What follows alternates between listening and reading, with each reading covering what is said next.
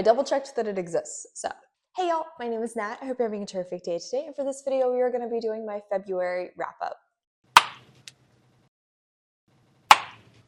Alright, so before we get into anything bookish, make sure to hit like and subscribe down below, as well as tell me in the comments what is the most disappointing book you read in February. Oh my god, I forgot to turn my ambiance back on. I'm not going to go get a lighter to light this candle over here. We're just going to have to deal with the artificial one. But hello again, we got a cozy little setup going on tonight. I'm filming a little late, so you know what? I want to be comfortable. Boba, I am ready to go. So honestly, let's just jump right in. Starting out with my stats, I read 12 books this month, and across those 12 books, I read 3,121 pages. That does include converting audiobook hours 2 pages, but in regard to audiobook hours, I listened to just under 43 hours. This is pretty comparable to January, and it is on the lower side of things, which means a lot of these pages I did read with my eyeballs. That's great. I've been wanting to work on that, so good to see. I did also have a very solid average rating for the month, 4.04 stars. This is fantastic. Love to see that. I did unfortunately have 1 DNF though, but I'm also kind of hitting the point where I just sort of expect to have at least 1 DNF at some point in the month. So at least it was only 1. Diving into my genre breakdown, I pretty much stayed within like a good few genres. I didn't spread out too much this month. So I had 2 fantasy books, followed by 3 horror, and then 2 manga, 1 romance, and then 4 sci-fi. As for the little goals I keep for myself, obviously from looking at my genre breakdown, you can tell I did not finish my nonfiction book of the month. Not that like I DNF'd it, just I didn't actually finish the book this month. I am continuing to read it. I'm like halfway through it right now. As for my big book, I'm gonna say yes, technically I completed a door stopper because I read a book that was more than 450 pages. When I originally said door stopper, I was planning for it to be 500 pages, but seeing as how 450 is still a scary enough page number to me, I'm gonna say that counts for a door stopper. So I read 1 big book this month, awesome. And then of course I did read a comic or a manga. Finally, the last of my stats that I'm really glad for this month is my series tracker. I only started into 1 new series and I actually read 3 continuations, so that's fantastic. Just a little reminder, when it comes to my wrap-ups, I'm only going to be talking about books that I did not read for specific reading vlog videos. So in February, I did have a ARC reading vlog come out. I had a Raid My Shelves, and then I also had a Star Wars canon project. So 3 dedicated reading vlogs. If you're interested in reviews for any of those books, please go check out those videos. I'll have links to them in the description down below. But diving into the actual reviews, this month I thought let's go from my lowest rated to my highest rated. Starting at the top, for my romance book club that I do in person, we were supposed to read a book that had a duke involved in the story. And then also for the Coffin Covers Challenge, which is hosted by Jan Agaton on her Patreon, we needed to read a book that had a bed on the cover. So I managed to fulfill both of those with The Bachelor Duke by Cecilia Rene. This is the first in her Bachelor series, but technically, I started with the 3rd book, so this is me backtracking. I read the 3rd book for my historical romance vlog. I talked about it like every time this book comes up, and I really enjoyed it, so I wanted to read more from this author. And okay, I went into this with slightly managed expectations because the author did tell me it wasn't quite as spicy and it wasn't quite as angsty as the 3rd book. But even with that, this didn't really live up to my love of Forever Her Bachelor. That said, I do think going from the 3rd book to the 1st book allowed me to appreciate how her writing has improved and how she's grown as an author. I was definitely pulled in by certain elements of the story, and there were little aspects acknowledged with background characters that kept me really intrigued and very invested to keep reading. But ironically, the main romance didn't really do that for me. So in this one, we are following Olivia, who is having her coming out into society. She's a little nervous about this. She is plus sized, and so she knows she's not going to be the first pick by every guy. However, she's not expecting to win the eye of this Duke, who is actually kind of known as the Bachelor Duke, seeing as how he has sworn himself to singledom. He promises he will never get married, he will never have a wife. And that's because the men in his family have not been great to women, and so he insists that pattern is going to stop with him. However, once seeing Olivia, it's love at first sight. He can't really resist her, but things get even more complicated when his ex-bestie, who he knows is not a good dude, starts to show interest in Olivia as well, and he is determined to protect her. I will say, Remington was an interesting hero. I liked the little bits of background we saw from him, and as the story continued on, we did see layers peeled back and were able to understand a little bit more about him, but even with that, I still wished we had dived deeper. Same with Livy, honestly. There were minor details here and there that expanded on her character that would intrigue me, but she never felt like a fully fleshed out heroine in this story. I did like that she was plus size. I appreciated the fact that she wasn't obsessing over her looks all the time. She knew she was fat, she was okay with that, and she just wanted to find somebody to love her for who she was. There were a few really cute moments between these two, and there's a scene or two with some solid banter. All in all, this was like so insta-lovey. A lot of the romance didn't feel like it was based on much of anything. I wasn't sold by any of their interactions. Not a single situation made me feel like these two were in love with one another. The timeline also felt like it moved super fast, and some of the tropes that were utilized here didn't feel like they were worked in to allow for them to expand to their full potential. They just ended up kind of falling flat. Some of the side characters were sort of flat, but then, like I said, there were others that did keep me engaged because I was intrigued by the drama.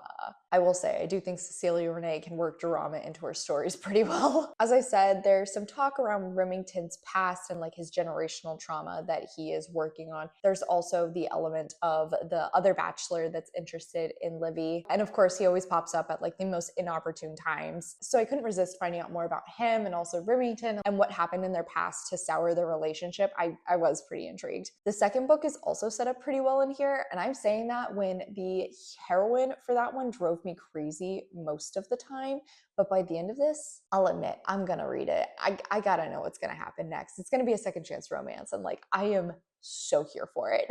So honestly, a fine read, but it did sort of pale in comparison to the third book in the series. This one came out to about 3 stars. Next up, as a part of the Ginty's Inferno readathon, I read Feed Them Silence by Lee Mandelo. I actually did have a little short reading vlog for that readathon, so if you're intrigued for further thoughts as I was reading this, I'll put a link to that in the cards. This is a short little horror novella that I was intrigued by because of the sci-fi elements in the story. So it's set in a not too distant future, and we're following Sean, who is a doctor that specializes in wolves and has just undergone this procedure to neurologically link herself to a wolf in a pack. And we watch how this connection with the wolf Kate affects Sean and starts to impact her everyday life. This was a weird book.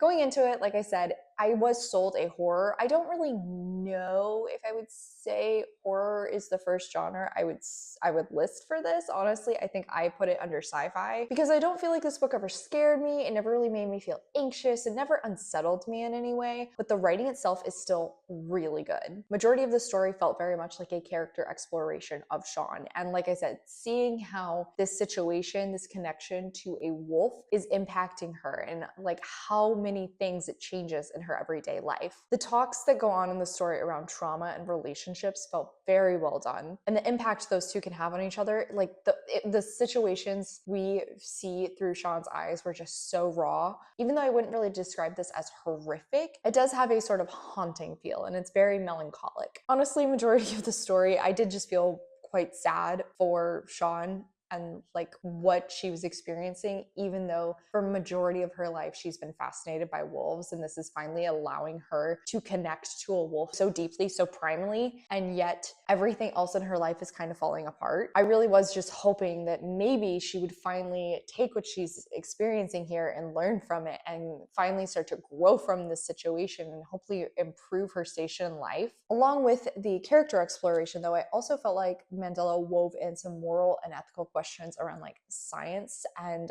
experiments, like played with the lines of those very well in the story. Across the board, I just felt like this was very well written, and it did intrigue me to try out more of Mandelo's work, because even though Sean wasn't particularly likable, I felt like she was incredibly well written, and the emotions Mandelo was able to elicit in the story, very, very impressive. So this came out to a 4-star because due to the length, I just wanted more. Like, I wanted more time with the character. I wanted some of the topics that were woven into the story to be expanded upon a little bit more. It's kind of the double-edged sword of novellas like this. They've got limited pages and I always end up wanting more.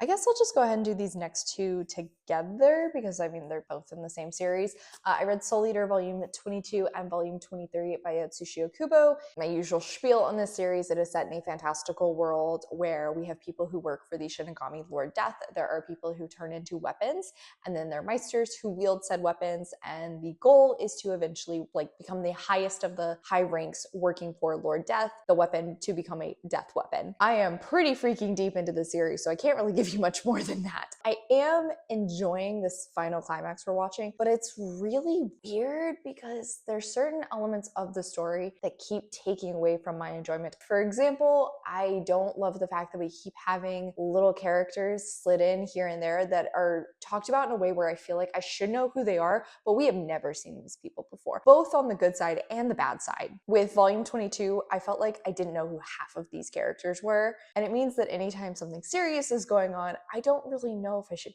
care that much about what's going to happen to these characters because I don't know who they are. I have no attachment to them. But there's plenty of other characters in this series by this point that I do have an attachment to. At the same time, though, we do actually get to see more of the Meister and weapon combos that we know in this one, and we're seeing as they search for a integral player in this like final battle.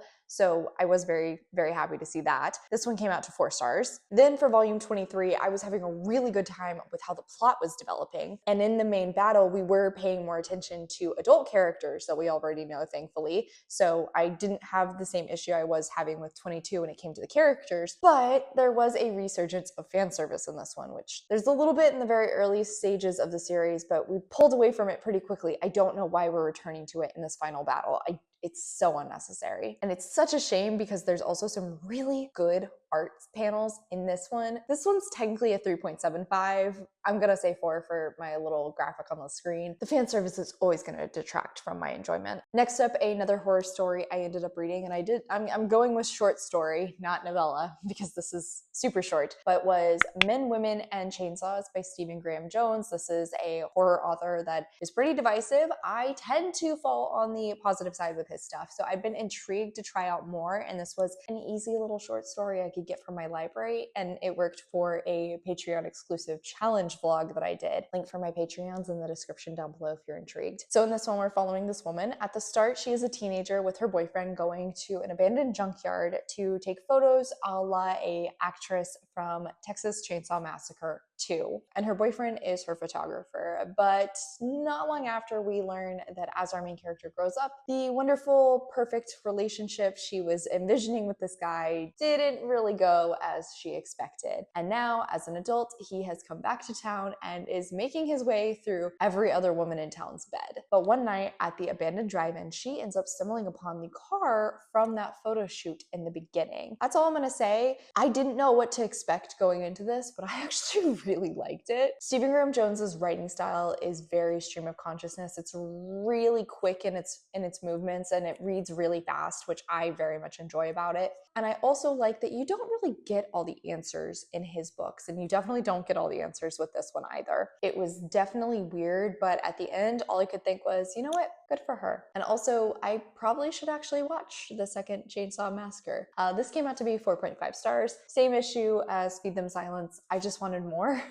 It was too short. I want more of the story. Riding on that same wave, for that same vlog, I ended up reading Woodworm. This is a translated novel by Layla Martinez, and I think Destiny was the one who originally put this on my radar. It is a haunted house story that feels more magical realism, in which we are following this grandmother and granddaughter who live in this personified sort of house that's filled with all of these shadows. And their family has always lived on the edge of society, and this story really explores the generational trauma in their family, and along with that, the plights of women and the impact that this trauma has on the relationship between mothers and daughters. Honestly, I think Martinez really killed it with this story. I very much enjoyed the magical realism element of it.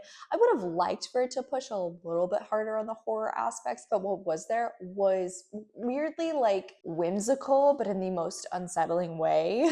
As I said, it really revolves around generational trauma, but there's also kind of this slow building revenge story that you aren't really even quite aware of at the start, but as it continues on, you see the impact of this richer family on theirs and how eventually revenge came to be necessary for them, I guess is how I'll say.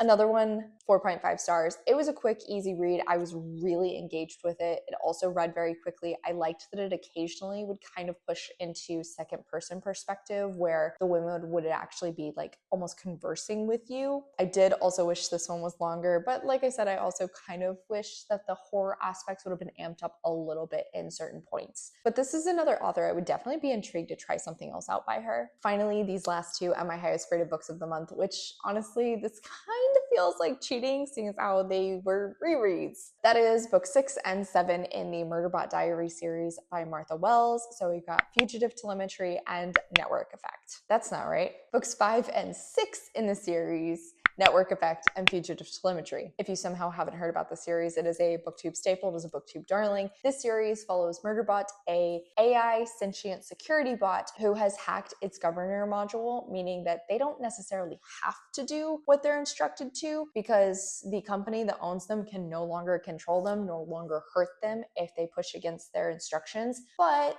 they do simply to make their life easier and so that they can spend more time doing what they want, which is basically consuming this soap opera TV show. However, along the way, they end up going on mini adventures and also sort of unfortunately bonding with these dumb humans and also occasionally other bots. I love this series. I love Murderbot. They are such a freaking mood. I have been rereading these on audio with Josh. He has never read them and is really enjoying them. We're both very excited for the TV show. And I will say, rereading these, I'm enjoying them so much more the second time around. The 5th book is the only full-length novel in the series, and I love getting so much time with this character. I love getting so much time with this character interacting with some of the other humans that they care about, but also some of the other bots that they unfortunately care about. I think Wells has created this really fun political mystery throughout the series that grows on itself really well throughout, and the adventure and action moments are so fun. The 6th book is a little bit different. It does kind of feel a little out of place as far as the overarching story goes, but I really enjoy that one because it's basically Murderbot in a buddy cop movie.